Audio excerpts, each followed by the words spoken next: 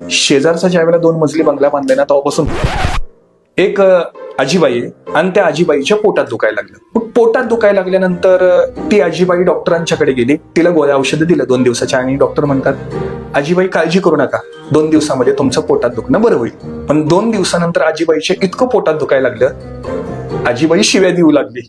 आजीबाई म्हणे डॉक्टरकी केली की काय केली, पैसे ते पैसे लोबाडले, 2 दिवस वेळ वाया गेला पण पोटात दुखायचं काही कमी आलं नाही. बरं, डॉक्टर म्हणतात आजी काळजी करू नका, थोडं सोनोग्राफी करून घ्या. आता पोटाची तक्रार असेल तर सोनोग्राफी करावी लागेल. सोनोग्राफी केली, सोनोग्राफीचा रिपोर्ट आला, डॉक्टरांनी डोक्याला हात लावला. डॉक्टर म्हणतात आई खरं सांगू का, सोनोग्राफीच्या रिपोर्टमध्ये काही तथ्य नाही, नॉर्मल आहे म्हणायला लागते, का उगाच पोटात दुखतंय म्हणून एवढा आटापिटा करताय. आजीबाई म्हणते डॉक्टर साहेब तुम्हाला म्हणून सांगतो कोणाला विचारू नका, शेजारचा ज्या वेळेला 2 मजली बंगला बांधलाय ना तेव्हापासून पोटात दुखायला लागले.